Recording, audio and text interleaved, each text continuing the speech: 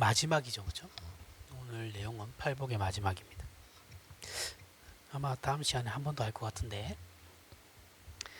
팔복의 마지막인 의를 위하여 박해를 받는다라는 것은 하나님의 백성된 증거와 표로 아주 적절하죠. 그죠? 의를 위해서 박해를 받는다. 하나님 신자로서 가장 적절한 표현 이제 증거가 되겠죠. 그 이유는 이제 이유를 얘기하면 일반적으로 세상에서 옳다라는 그 의와 선하다라는 그 선은 언제나 사람들에게 인정을 받고 대접을 받기 때문인 것이죠. 그래서 의를 위하여 박해를 받는다라고 했을 때 신자로서는 그리스도인이니까 신자니까 그렇겠다 이렇게 생각할 수 있다라는 거죠. 증거가 된다라는 거죠. 그런데 오늘 본문 말씀에서 신자에게 있어서 옳은 것이 왜 세상으로부터 박해를 받는 조건이 되느냐라는 거예요. 우리는 옳다라고 생각하고 행하는 것들이 세상은 너희들 이상해라고 하면서 우리를 박해한다라는 거죠. 이 문제를 이제 고민해 봐야 된다라는 겁니다. 예수 믿는 신자들이 추구하는 이제 의는, 그러면 세상이 추구하는 의와는 뭔가 다르기 때문에 그런 것이겠죠, 그렇죠? 결국은 뭐냐면 우리 신자로서, 기독교 신자로서 우리가 의를 행하는 데 있어서 세상이 우리의 의를 핍박하고 박해하는 것은 세상이 생각하는 의와 우리가 생각하는 의가 다르다라는 거예요. 본질적으로 다르기 때문에 그런 겁니다. 만일 세상이 말하는 의나 선, 기독교가 말하는 의나 선과 같은 것이었다면, 이 두 개가 만약 같은 것이었다면 기독교는 박해받을 일이 없어요. 그죠? 박해받을 필요도 없고 배타적이라고 비판받을 필요도 없어요. 다른 종교와도 굳이 싸울 필요가 없죠, 그렇죠? 뭐 니나 내나 똑같은데 뭐 싸울 이유가 뭐가 있겠습니까? 자, 하지만 결론적으로는 다르기 때문이에요. 다르기 때문에 우리는 세상으로부터 배척당하고 박해를 받는 거예요. 그럼 기독교가 말하는 의의 정의는 무엇인가? 그러면 도대체 기독교가 말하는 의는 뭐길래 우리에게 세상이 이렇게 박해를 하나를 이제 살펴봐야 됩니다. 빌립보서 3장을 보겠습니다. 빌립보서 3장은 5절부터 9절입니다. 빌립보서 3장 5절부터 9절. 바울이 얘기하죠. 나는 8일 만에 할례를 받고 이스라엘 족속이요 베냐민 지파요 히브리인 중에 히브리인이요 율법으로는 바리새인이요 열심으로는 교회를 박해하고 율법의 의로는 흠이 없는 자라. 그러나 무엇이든지 내게 유익하던 것을 내가 그리스도를 위하여 다 해로 여길 뿐더러 또한 모든 것을 해로 여김은 내 주 그리스도 예수를 아는 지식이 가장 고상하기 때문이라. 내가 그를 위하여 모든 것을 잃어버리고 배설물로 여김은 그리스도를 얻고 그 안에서 발견되려 함이니 내가 가진 의는 율법에서 난 것이 아니요 오직 그리스도를 믿음으로 말미암은 것이니 곧 믿음으로 하나님께로부터 난 의라. 자 보세요. 9절에 바울은 하나님께로부터 난 의라고 얘기하는데 그 하나님께로부터 난 의가 뭐냐면 오직 그리스도를 믿음으로 말미암는 것으로 하나님께로부터 난 의라, 그것이 하나님께로부터 난 의라고 설명하고 있어요. 그러니까 하나님께로부터 난 의는 예수 그리스도를 믿음으로 말미암는 것이다 라고 얘기하고 있다고요. 자, 이것이 이제 기독교가 말하는 의의 핵심이에요. 이걸 절대 잊으시면 안 돼요. 이건 이제 신학 용어로 이신칭의라고 합니다. 이거는 여러분 이신칭의라는 건 이 용어도 기본적으로 알고 있어야 되는 거지만 기독교 신자라고 하면 이게 신학 용어이기 때문에 몰라도 되는 거 아니에요. 이거는 무조건 알아야 되는 겁니다. 이신칭의라는 건 이 용어도 알아야 되고 그 안에 내용도 알아야 돼요. 이거는 신자이기 이전에 교회에 출석하는 교인이라고 하면 그 사람이 아직 예수를 모른다 하더라도 알아야 되는 내용이에요. 가장 기본적인 겁니다. 우리가 예수 그리스도를 믿음으로 말미암아 하나님께서 우리를 의롭다 칭해 주신 것을 이신칭이라 하는 것이거든요. 무조건 알아야 돼요. 근데 오늘날 이제 보수 기독교 안에서도 이 이신칭의를 자꾸 흔들라 그래요. 흔들려고 하는 무리들이 있어요. 절대 안 됩니다. 이신칭의는 무너질 수 없어요. 이건 무너지면 안 돼요. 그럼 우린 자유주의하고 다를 게 하나도 없습니다. 무조건 알고 계셔야 돼요. 모르면 외우세요. 외우시기라도 하셔야 되는 겁니다. 무조건 알아야 됩니다.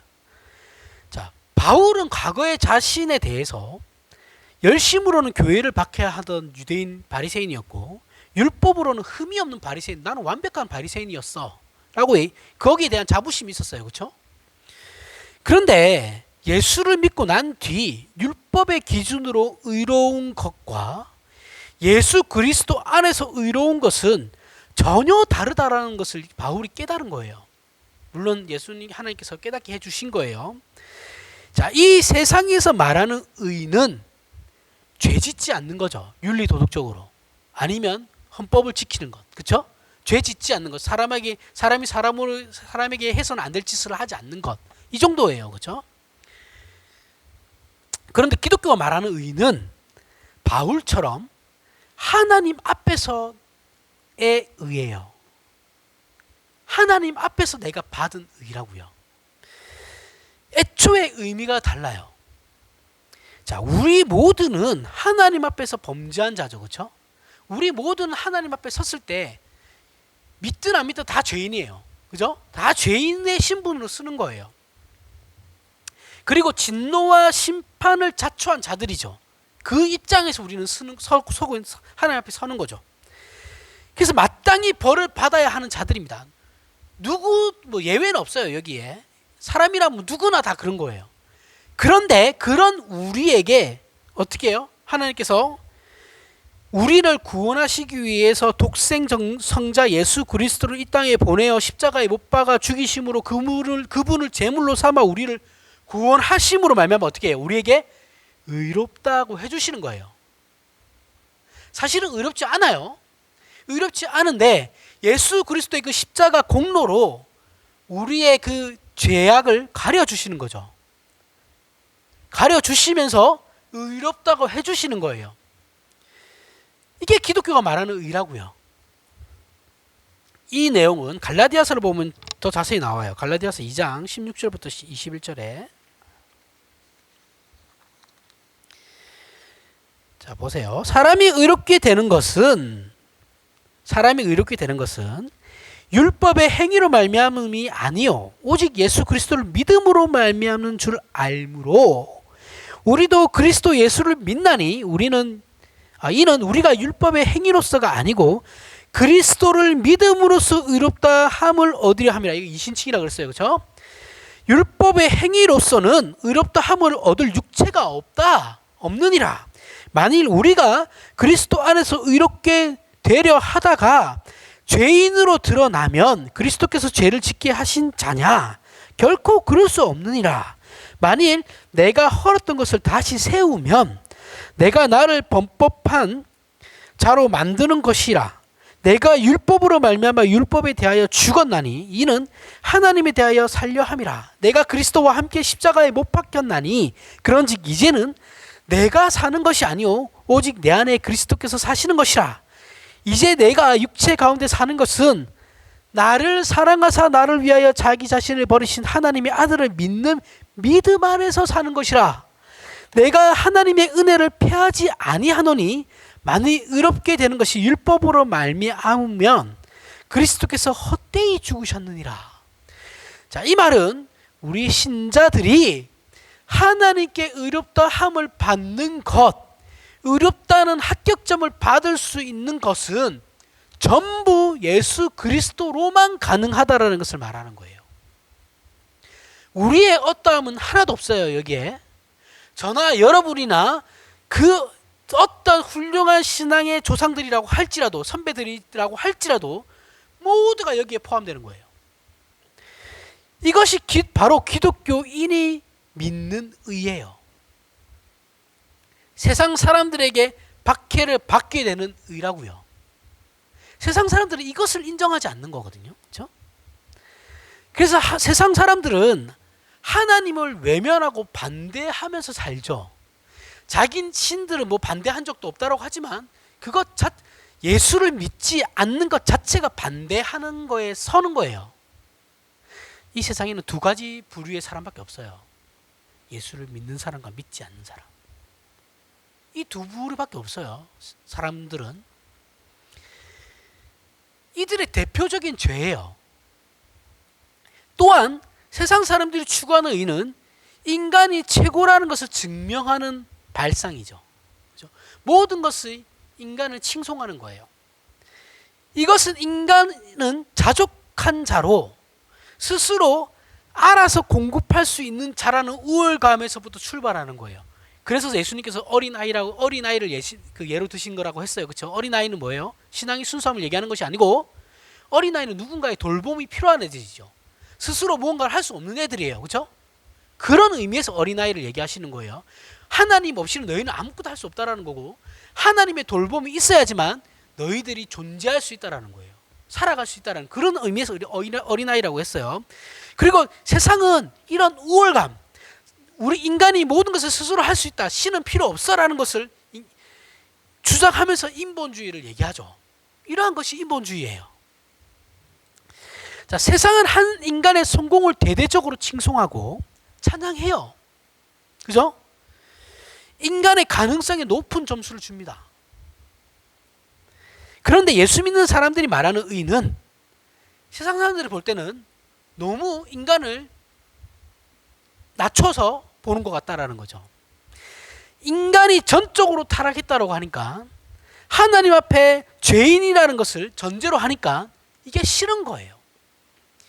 우리의 의는, 예수 그리스도를 믿는 의는, 기독교가 말하는 의는 언제나 예수 그리스도로 말미암아 하나님과 화목된 것을 그 내용으로 해요. 그리고 그렇게 화목하기 위하여 예수께서 우리를 위하여 십자가에 죽으실 수밖에 없었다라는 거예요. 기독교는 그 예수 그리스도의 십자가 앞에 우리 인간의 본질적인 모습, 저나 여러분들이 가지고 있는 그 본질적인 모습, 그 모습의 전체가 전부가 드러나야 하는 거예요. 여러분들이 꽁꽁 숨기고 있는 그 여러분들만이 아는 치부, 부끄러움, 그러한 것들이 하나님 앞에 밝히 드러나야 한다고요. 이런 경험이 없으시면 회개가 안 나와요. 이런 경험이 없이 여러분들이 회개를 했다라는 건 그건 거짓말이죠. 이런 상태에서 있을 때 내가 하나님 앞에 섰을 때 쥐구멍이라도 들어가고 싶은 심정이 있어야 돼요. 그게 아니면은 회개가 안 일어나요.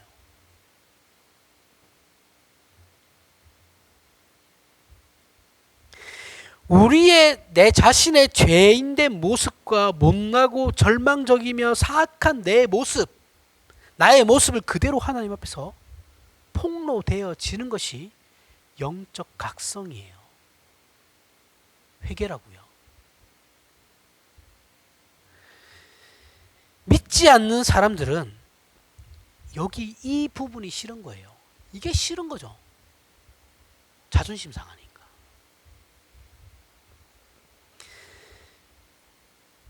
적개심을 드러내요. 그런데 우리가 이 문제를 좀 더 깊이 생각해 보면 사실 이들은 두려운 거죠.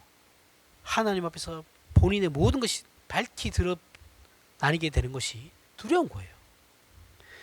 그래서 애써 태어난 척하죠. 태어난 척하고 그게 아니면 무지한 거예요. 그래서 기독교를 조롱해요. 원래 그런 사람들 있잖아요. 경상도 사람들이 좀 그런데 경상도 사람들이 말이 세잖아요, 그렇죠? 말은 센데 사실은 마음은 되게 여리거든요. 남자들 특히.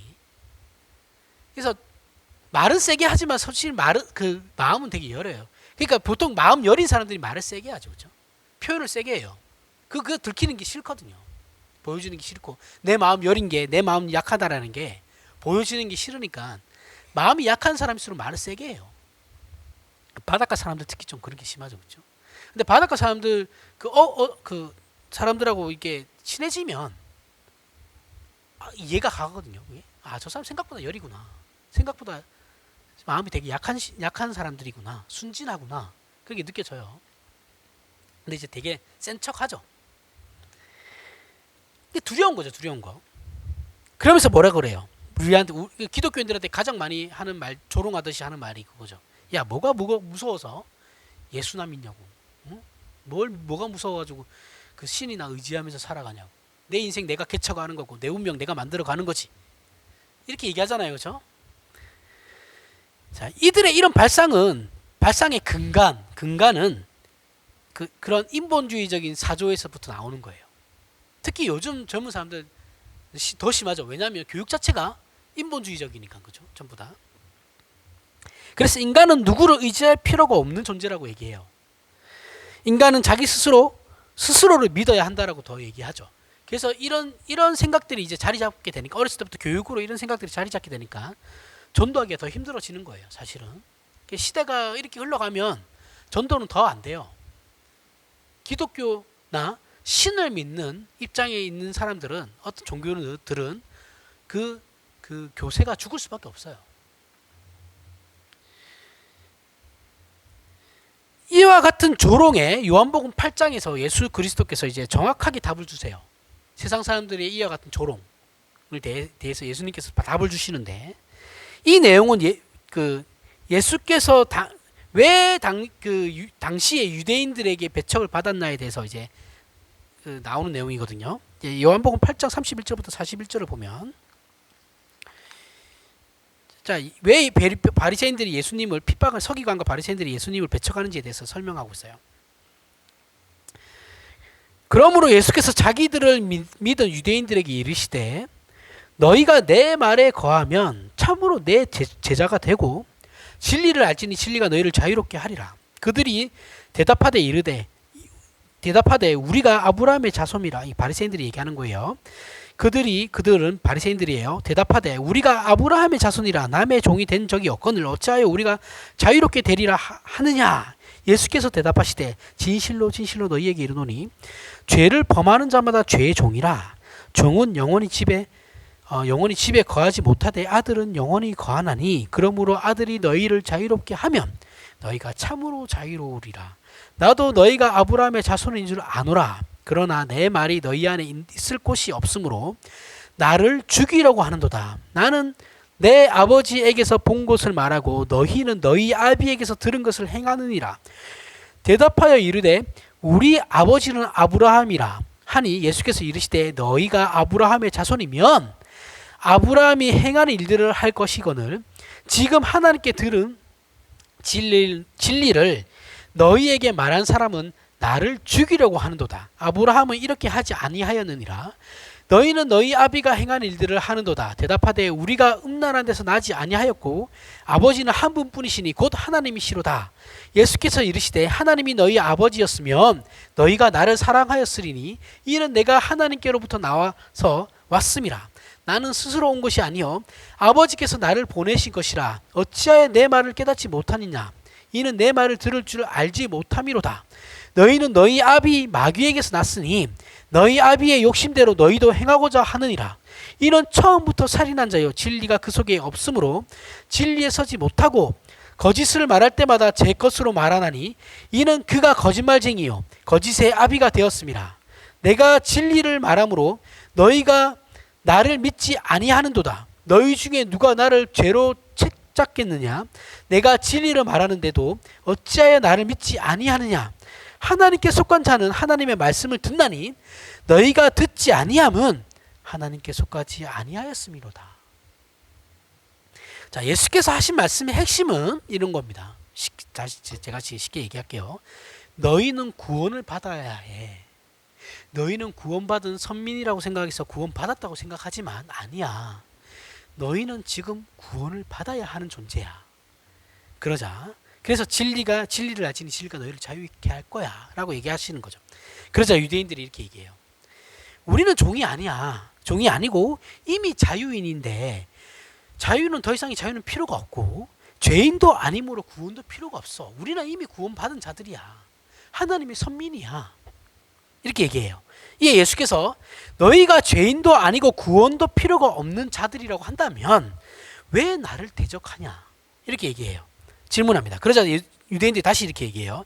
우리 아버지는 하나님이시다. 우리가 당신을 대적하는 것은 당신이 가짜이기 때문에 그런 거야. 이렇게 얘기해요. 그래서 예수께서 다시 대답하시는데, 하나님께서 나를 보내서 내가 왔는데 나를 대적하는 것은 결국 하나님을 대적하는 것이다. 그건 너희가 스스로 잘못된 것을 인정하는 것일 뿐이야. 이거예요. 너희들이 가짜라는 거야. 나는 내 스스로 온 것이 아니라 하나님께서 나를 보내셔서 온 자인데, 그럼 너희는 하나님의 자녀라고 한다면 너희가 나를 대적하는 건 말이 되지 않는다. 결국 너희가 가짜다라고 얘기하는 거예요. 세상 사람들이 예수 그리스도를 믿지 않는 이유는 바리새인들도 포함되는 거예요. 서기관들도 하나님을 알지 못하기 때문인 것이죠. 이들은 하나님에 대해 잘못 알고 있어요. 그러니까 당연히 자신의 처지를 몰라요. 구원받아야 하는 존재임에도 불구하고 성자 하나님께서 너희는 구원이 필요한 존재라고 얘기하고 있는데 자기네들은 구원받았다고 얘기하고 있으면 이거 답이 없는 거죠. 자신들의 처지를 몰라요. 이게 죄인들의 특징이죠. 신자들은 가난한 심령을 가진 자들이죠. 자신의 처지를 알아요. 그러한 사람들이 신자인 거고, 아닌 사람들은 아직 신자가 아닌 거예요. 사람이 자신의 처지를 알 수 없다라는 건 하나님을 아는 것에서, 자신의 처지를 알게 된다라는 건, 심령이 가난한 자가 된다라는 건 하나님을 아는 것에서부터 시작되는 거예요. 그죠? 그런데 하나님을 알지 못하니 당연히 자유가 필요 없죠. 모르니까요. 자기는 자유하다고 생각하고 있으니까. 자유의 필요성을 모르고 죄사함이 필요하다는 걸 몰라요. 왜냐하면 자기가 죄인이라는 걸 모르니까요. 구원이 필요하다는 것을 이들은 몰라요. 그러나 우리는 알죠. 신자는 알아요. 우리는 하나님의 은혜를 구하고, 그래서 우리 안에 선한 것이 없음을 알아요. 하나님께 처절하게 도움을 구하는 자들이 신자이죠. 세상 사람들은 이게 싫은 거예요. 이게 싫은 거예요. 이런 기독교의 모습이 인간의 자존심을 격하시킨다고 생각하는 거예요. 그래서 실존주의 철학자 니체의 주장처럼 신 없이, 신은 죽었다고 얘기하는 사람이니까 이 사람, 신 없이 인간 자체가 초인이 되어야 한다고 주장하는 걸 그렇게 생각한다니까요. 신 없이 우리 스스로 신이 되어야 한다. 그래서 이 사람이 말하는 초인은 신이죠. 신적인 존재니까. 하긴 이건 인간 자신에게 진심으로 필요한 것이 모르는 무지라는 거예요. 자기네들이 상당히 뭔가 많이 아는 것처럼 얘기하지만 사실은 아무것도 모르는 사람이라고요. 아무것도 몰라요. 그러는 의미에서 팔복의 마지막 부분인 의를 위하여 박해를 받는 자는 신자에게 있어서 그 어떤 것보다 명확한 믿음의 표가 돼요. 그죠? 세상에서 우리가 신자임을 증명하는 것 중에 이것보다 더 분명한 건 없어요. 박해를 받는 것. 내가 예수 그리스도를 믿음으로 말미암아 박해를 받는 것. 이것보다 명확한 게 어디 있어요? 마태복음의 저자 마태는 예수 그리스도의 이 말씀을 통해 스스로 신자라고 생각하고 있는 저 가짜 유대인들을 비판하고 있는 거라고요. 너희들은 가짜야. 너희들처럼 그렇게 예수 하나님을 믿으면 안 돼. 그건 잘못된 거야. 이걸 지금 마태는 계속 비판하고 있는 거예요. 참다운 하나님의 백성이라고 한다면 제일 먼저 심령이 가난하다는 것이 뭐라고요? 내 자신을 하나님 앞에서 정확하게 알게 되는, 내 처지를 알게 되는 근본적인 증거가 나타나야 하는 그 시작이 있어야 하는 거예요. 심령이 가난하다라는 것은 하나님 앞에서 내 위치를 정확하게 보는 거예요. 팔복의 마지막 부분인 나머지 부분, 그 심령이 가난하다는 그 이외의 팔복들 7가지는 애통하며 온유하고 의에 줄이고 목마르며 긍휼히 여기고 마음이 청결하며 화평케 하고 의를 위하여 핍박받는 자는 전부 이 심령이 가난하다는 것에서부터 나오는 거라고요. 하나님 앞에서 자신의 진정한 모습을 알고 내 처지를 알아. 그 다음 후에 발생하는 것들이 애통하고 온유하고 의에 줄이고 목마르며 긍휼히 여기고 이런 것들이 나온다고요. 이해가 가세요? 이 심령이 가난하다는 것이 없으면 신자된 증명이 없어요. 증명이 없는 거예요. 아직은.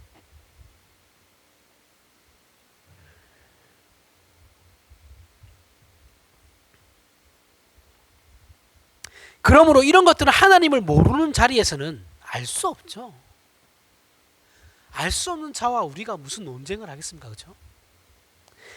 당연히 하나님을 모르는 자들은 이 문제에 대해서 그래서 어떻게 해요? 적개심을 가지는 거예요. 그래서 세상이 기독교에 대해서 적개심을 가지는 거에 대해서 너무 놀랄 필요가 없다고요. 당연한 거예요. 기독교 역사상 항상 당연했어요. 그런데 왜 이걸 우리는 당연하게 생각하지 않죠? 우리는 의를 위하여 박해를 받는다라는 질문에 우리 스스로에게 질문을 해야 됩니다. 의를 위하여 박해를 받는 것은 본문 11절에 나오듯이 나로 말미암아 너희를 욕하고 박해할 때예요. 나로 말미암아 예수 그리스도로 말미암아 내가 욕을 듣고 세상으로부터 박해를 받게 될 때 결국 여기서 말하는 의는 예수 그리스도 안에 있는 의이고 예수 그리스도를 믿는 의예요. 그래서 예수 그리스도를 믿는다라는 것이 세상으로부터 어떤 보상을 받는 문제인가를 분명히 할 필요가 있죠. 예수 믿으면 복 받는다. 맞아요. 하지만 여러분들이 우리가 원하는 그런 복은 아니죠. 왜요? 예수님께서 분명히 너희가 나로 말미암아 박해를 받을 거야. 이렇게 말씀하시니까요. 근데 우리는 형통하려고 그래요. 아니 예수님께서는 야 너네 나 믿으면 예수 그리스도 나 하나님 믿으면 박해받을 거야. 근데 우리는 형통함을 원한단 말이죠. 얼마나 달라요. 그렇죠? 본질에서 얼마나 벗어나 있습니까? 우리는 예수를 믿고 우리는 이렇게 생각해요. 한국 교회가 특히 그런 게 강한데 우리는 예수를 믿고 착하게 살고 양보하면서 살고 세상 사람들에 대해서 긍휼과 자비와 사랑을 가지고 있으니까 최소한 세상이 우리에게 적대적이지는 않을 거야 라고 생각해요. 반대예요. 정확하게 반대예요. 어쩌면 그 이상의 보상을 생각할 수도 있죠.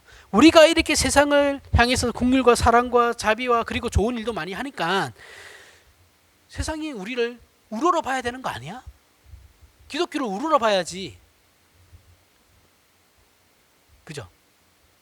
그런데 우리 모두가 다 알다시피 현실은 그렇지가 않아요. 신자들이 대단한 착각 속에서 살아가고 있는 거예요. 정말 우리가 참다운 신자로 살면 여러분 내가 정말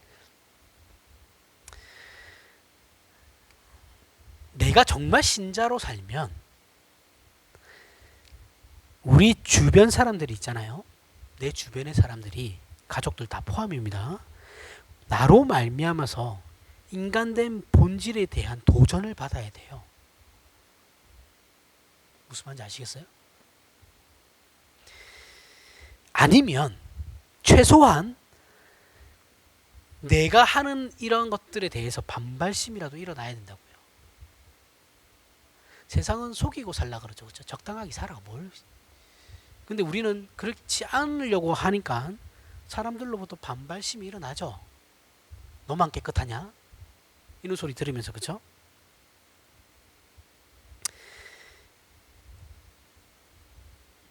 그런데 우리 주변에 이런 일들이 일어나지 않아요. 여러분들 정말 우리가 신자답게 살면요. 하물며 은혜가 있어요. 먹을 거 걱정 안 해도 되고 입을 거 걱정 안 하셔도 돼요. 근데 우리가 그렇게 안 해도 걱정 안 해도 하나님께서 다 해주시거든요. 근데 우리는 하나님 그렇게 말씀해 주셔놓고 우리 항상 우리를 왜 걱정하게 만듭니까? 우리가 그렇게 살지 않으니까요. 우리가 신자답게 살지 않으니까요. 정말 하나님의 자녀답게 살지 않으니까 우리는 먹을 것도 걱정하고 의복도 걱정하는 거예요. 그러니까 안 하면 정말 하나님께서 다 주신다니까요. 그리고 그리고 우리가 그렇게 살지 신자답게 살지 않으니까 세상이 우리에 대해서 반발하지도 않죠. 그죠? 이런 일들이 일어나지 않아요. 와, 저 사람 보면서 정말 내가 사람이 저런 거구나. 인간됨이라는 것이 저런 거구나. 인간다운 것이라는 것이 정말 저런 모습이구나. 이런 도전조차 받지 못한다라는 거죠. 어떻게 교회 다니는 놈들이 다 저래? 하나같이 제대로 된 놈들이 없어. 이런 소리나 듣고 있으니 당연히 이런 일들이 일어나지 않죠. 핍박할 필요가 없어요. 스스로 무너지고 있으니까. 오늘날 기독교 보십시오. 기독교 안에서는 기독교를 걱정 안 해요. 세상이 기독교를 걱정하고 있어요. 야, 쟤네들 저렇게 가다가 망하는 거 아니야? 기독교 신자라고 하는 사람들은 무뎌가지고 본인들이 지금 죄를 짓고 있는지 하나님 앞에 어떠한 행위들을 하고 있는지도 몰라요. 예배라고 하면서도 예배가 아니죠. 무슨 예배예요? 예배 행위를 해야 예배죠. 예배 행위를 하나도 안 하면서 무슨, 그러면서 예배가 살아야 교회가 산다고, 성도가 산다고. 예배를 하시라고요. 그러면 예배를.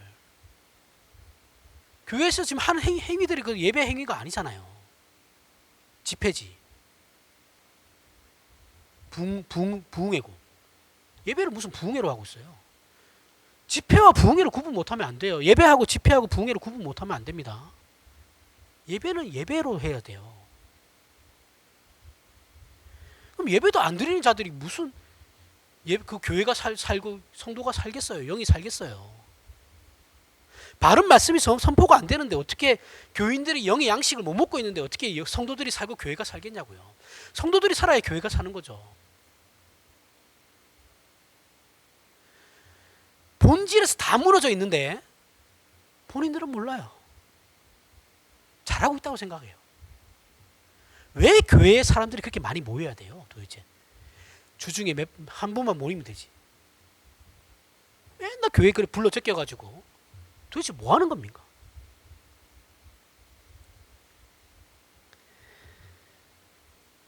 그러면서 뭐 안 모이면 마치 교회가 죽어 있는 것처럼, 우리 교회 다른 교인들이 우리 교회 오면은 이 교회는 왜 이렇게 아무것도 없어? 그러죠, 그렇죠? 100% 그럽니다. 교회가 융통성이 없어. 살아있는 것 같지 않아. 뭘 보고 도대체 살아있다라고 얘기하는 거죠? 영이 죽은 거예요, 그 사람 영이. 영의 분별이 없는 거예요. 뭔가를 해야 살아있는 것 같죠? 뭐 이런 거 얘기해봐야 끝이 없으니까. 우리의 신자다움, 즉 심령이 가난하고 애통하며 온유하고 의에 줄이고 목마르며 국리를 여기고 마음이 청결하며 화평케 하는 것으로 말미암아 결론 지어지는 것이 오늘 본문이에요. 의를 위하여 박해를 받는다. 너희가 이러한 존재가 되었으니 결국 너희는 예수 그리스도로 나를 믿음으로 말미암아서 박해를 받게 될 거야. 세상으로부터. 당연한 결론이야. 근데 우리는 이것을 우리 삶에서 감수하려고 하지 않아요. 교묘하게 타협해요. 그렇게 살아가는 게 오늘날 한국교회의 현실이에요. 이 문제에서 빨리 벗어나야 되는 겁니다. 기독교에서 좋은 신앙이라는 건 교회 열심히 나와가지고 열심히 봉사하고 예배에 참석하고 뭐 기도에 참석하고 이런 거 아니에요. 저는 절대 그런 걸로 기준을 삼지 않습니다. 그렇지도 않아요. 열심히 하는 게 좋은 신앙이 아니에요. 좋은 신앙이라는 건 자신의 신자된 본분을 지키는 거예요.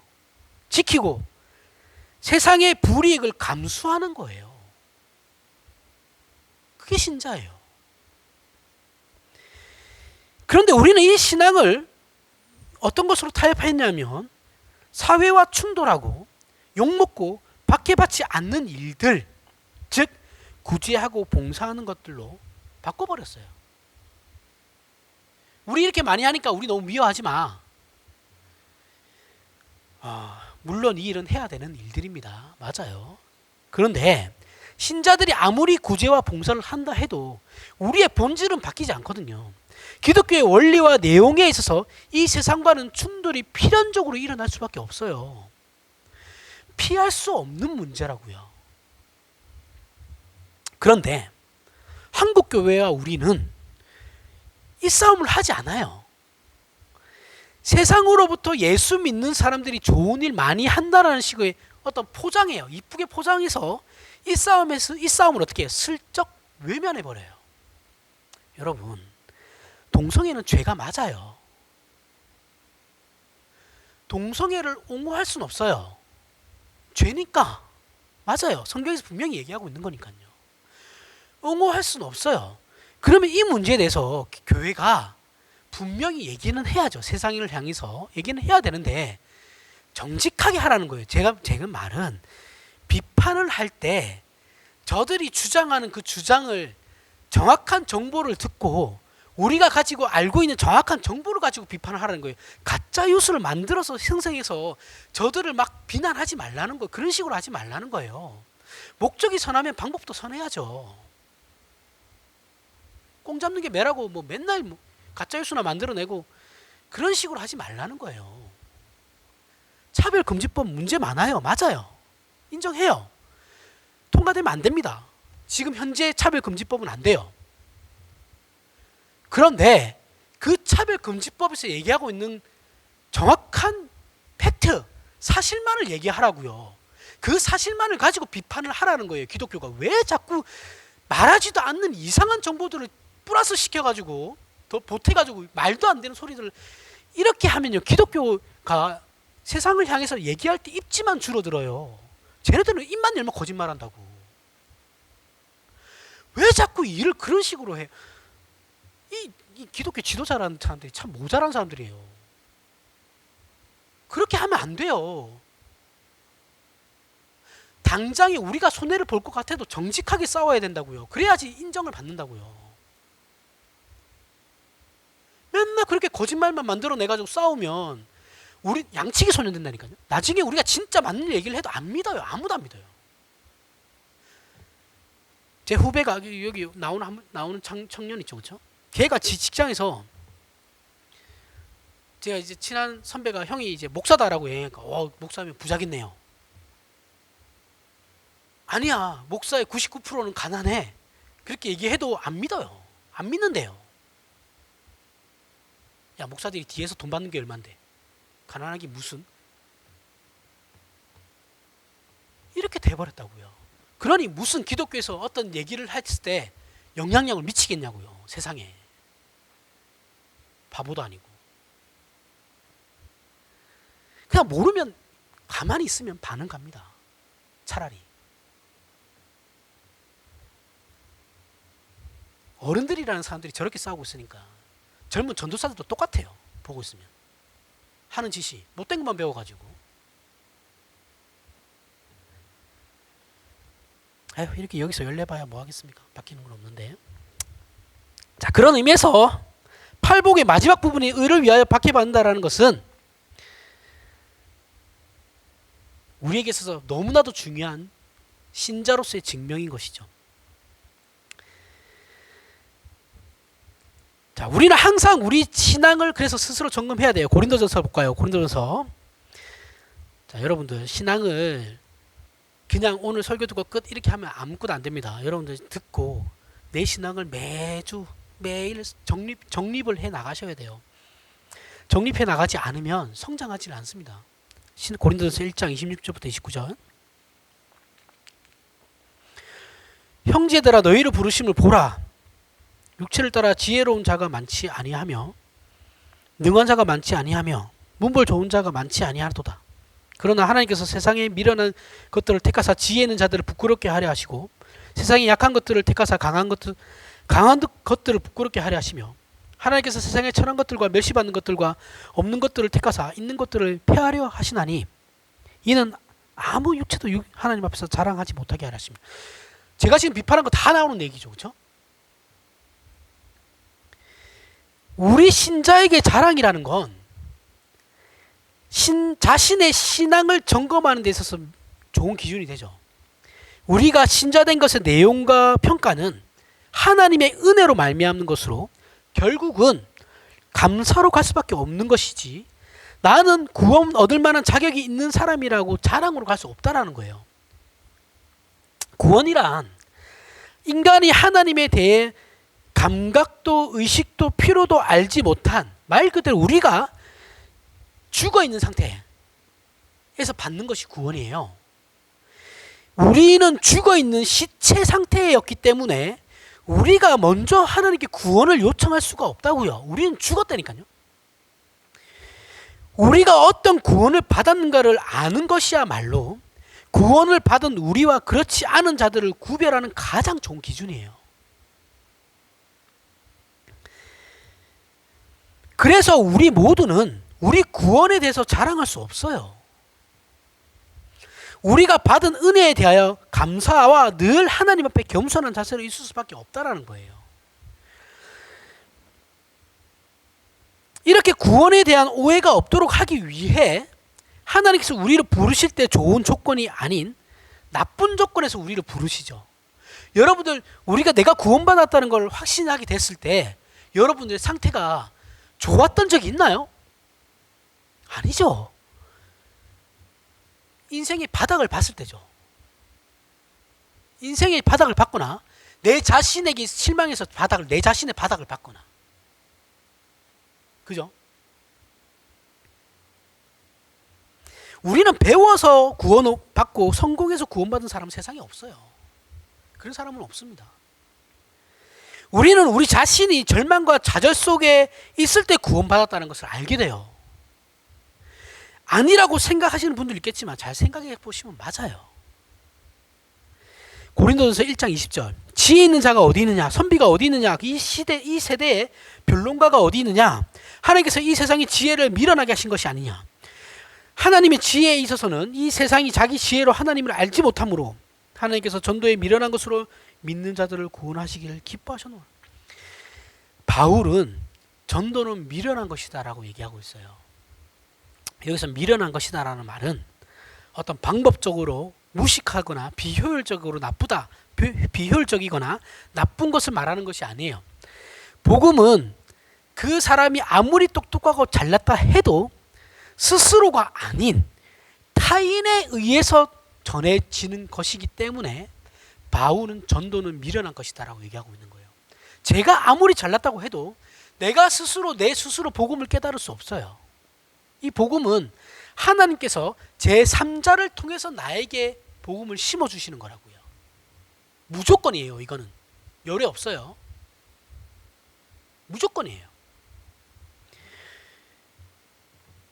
기독교의 구원은 그 발상과 조건과 요소가 인간 안에 있지 않아요. 항상 하나님께서 먼저 우리 인간에게 찾아오셔야만 하나님을 알 수 있는 거예요. 그런 일에 하나님께서 교회를 사용하시는 거라고요. 저와 여러분들을 사용하고 계시는 거라고요. 하나님은 인간 스스로 깨달아 알 수 있는 존재가 아니기 때문에 신자라는 도구를 사용하여 사람에게 찾아오시는 거예요.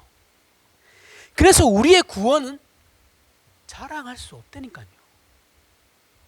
근데 한국 교회는 너무 자랑해요. 도대체 뭐가 그렇게 잘나가지고. 이와 같은 기독교의 특징은 다른 세상의 모든 종교와 가장 큰 차이를 보이는 것이죠. 기독교를 제외한 세상의 모든 종교는 인간 안에 도를 깨우칠 수 있는 요소와 조건이 있다라고 주장을 해요.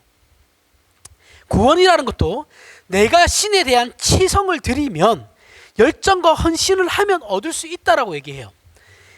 아니면 어느 날 문득 깨달음을 얻어서, 이거는 불교예요, 자신 안에 요소들을 결합함으로 득도함으로 구원을 얻을 수 있다라고 얘기해요. 그러나 기독교는 인간 안에는 그 어떤 요소들을 조합하거나 조건들을 키워가지고 구원이라는 결실을 얻는 것이 아니다라고 얘기하고 있는 거예요. 우리 인간 안에는 그런 것이 없어요. 우리 안에는 그저 죄밖에 없어요. 부패함밖에 없다고요. 전적으로 부패한, 무엇던 것을 해도 부패하다고요.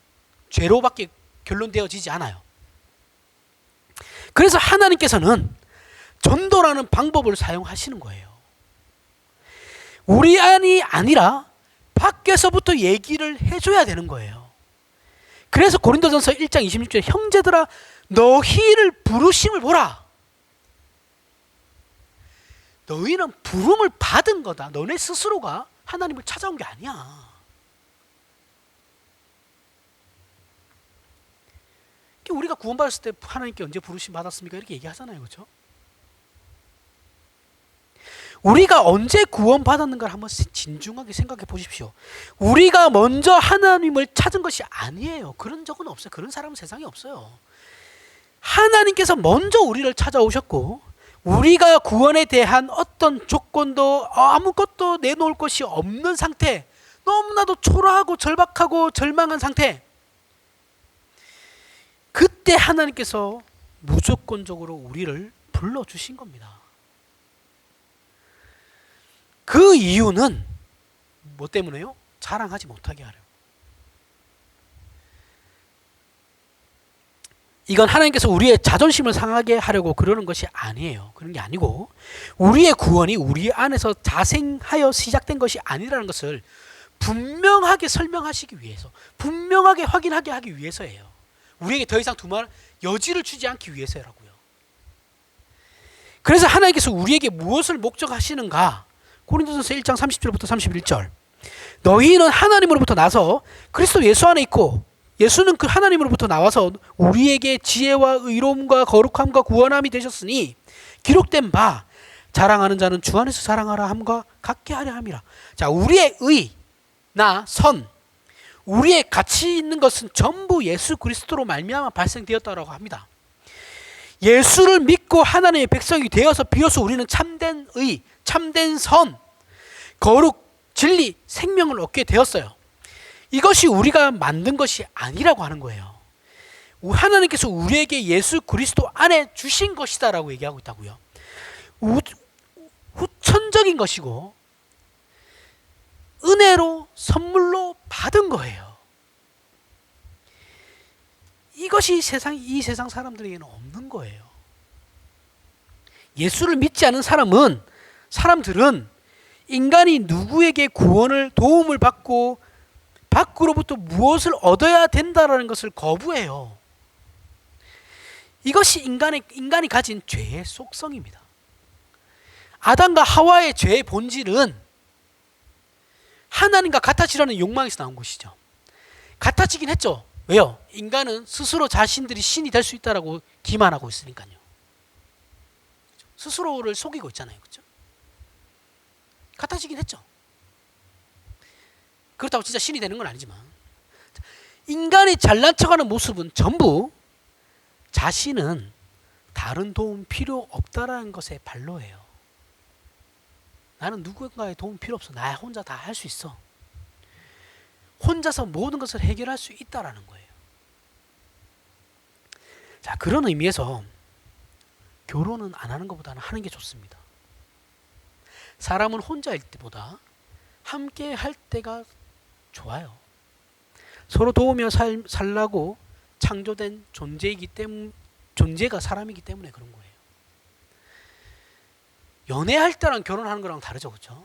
연애할 때 아무리 안 싸웠다 해도 결혼하면 싸우게 돼요. 결혼은 정말 현실이니까요. 연애는 약간 뜬구름이잖아요. 그렇죠? 구름 위를 걷는 것 같은 것도 있으니까. 그리고 어쨌든 헤어져서 다 각자 집으로 가니까요. 그렇죠? 싸울 일이 없어요. 놀 때만 만나는 거니까. 만나고 싶을 때 만나는 거고.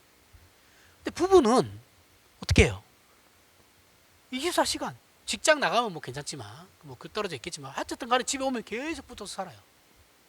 안 싸울 수가 없죠. 형제지간도 싸우는데. 그래서 요즘 결혼 안 하는 이유가 환경 때문이라 그러죠. 그렇죠? 환경 때문이라고 해요. 물론 우리나라 사회 구조에 문제가 있어요. 그 사회 구조라는 것이 경제적인 부분이나 사람들의 인식 속도를 따라가지 못하기 때문에 이런 문제들이 발생하는 것이죠. 더 심각한 사실이에요, 그게. 하지만 이것도 생각해 봐야 되는 겁니다. 어느 나라든 간에 선진국 반열에 오르잖아요. 경제적으로나 국가적으로 전부 다, 국민의식이나 전부 다. 선진국 반열에 오르게 되면 뭐 경제적이든 교육이든 뭐 정치든 전부 다 사람들은 결혼을 잘 안 해요. 선진국 중에 결혼 많이 하는 나라가 어디 있습니까? 없어요. 지금 아이들 그 인구수 줄어드는 데는 전부 다 선진국이에요. 선진국들이 지금 인구수가 줄어들고 있는 거예요. 아프리카나 인도는 지금도 늘어요. 조금 내년인가 2년 뒤면은 중국 초월한다 그러죠. 그럼 인도가 제일 많아져요. 왜 그럴까요? 단순히 환경 때문일까요? 아니에요. 환경 때문만은 아니에요. 환경도 어느 정도의 그건 있겠지만 환경 때문이 아니고, 사람들은 잘 먹고 잘 살게 되고 어느 정도 배웠다 하면 결혼 안 하려고 그래요. 왜요? 내 스스로 내가 배울 만큼 배운 사람인데 내 스스로 내가 인간다움 질 수 있다라고 생각하거든요. 자신 혼자서도 훌륭한 사람이 될 수 있다라고 생각하는 거예요. 그게 아니면 혼자 살아도 아무런 불편함이 없는 시대니까 책임지기 싫은 거죠. 결혼은 책임이잖아요. 그렇죠? 결혼은 사랑만 가지고 안 돼요. 사랑이 이것도 나중에 설명할 건데, 사랑이 성숙하면 책임이 되는 거예요. 책임만 가진다고 해서 사랑이 없는 게 아니라고요. 부부는 책임이죠. 의무고 서로 간에. 그죠? 자식하고의 관계하고는 또 다른 거예요. 자식은 내리사랑이니까 그냥 돼요. 내가 좀 손해봐도 충분히 감당하는데, 부부 관계는 그렇지 않아요. 그죠? 자식은 아낌없이 줄 수 있는데 부부 관계는 그렇지 않다니까요. 그래서 부부 관계가 더 어려운 거예요. 근데 사실은 부부 관계가 더 좋아야 되는 거거든요.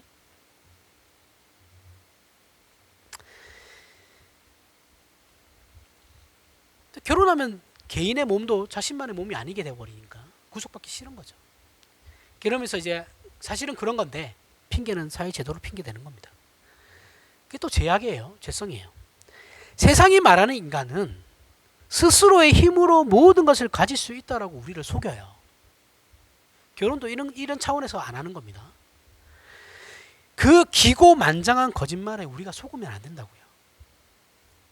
우리 인간은 서로 도와주고 도움을 받을 줄 알아야 한다는 것을 인정해야 됩니다.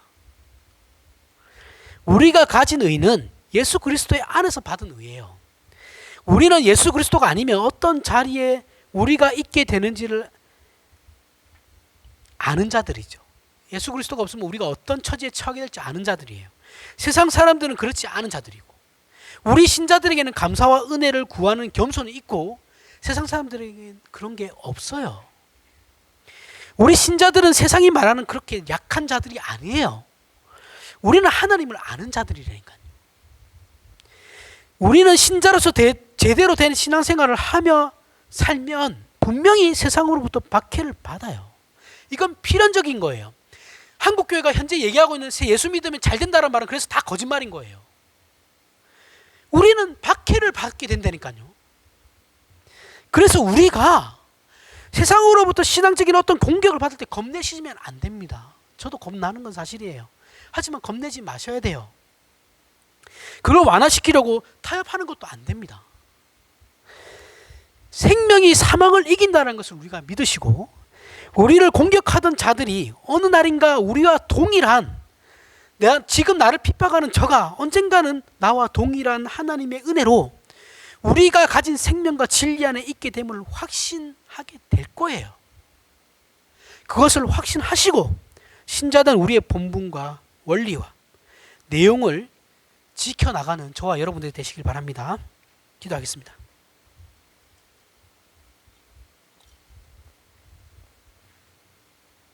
하나님 은혜를 감사합니다. 우리에게는 하나님께서 아버지 되시는 것보다 더 기쁜 일이 없고 더 바랄 것도 없습니다.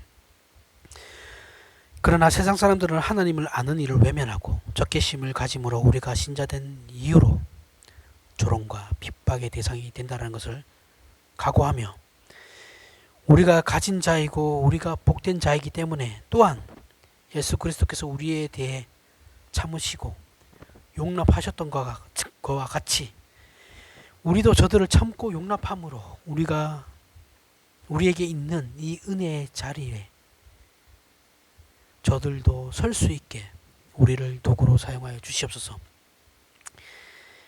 그래서 복된 신자의 삶을 고통과 자존심으로만 기준하여 외면하고 타협하는 미련한 자리에 서지 않고 예수 그리스도를 본받아 우리 자신을 부인하고 십자가를 지는 복된 신자의 충성이 있도록 여기 모인 우리 모두를 지켜 주시옵소서.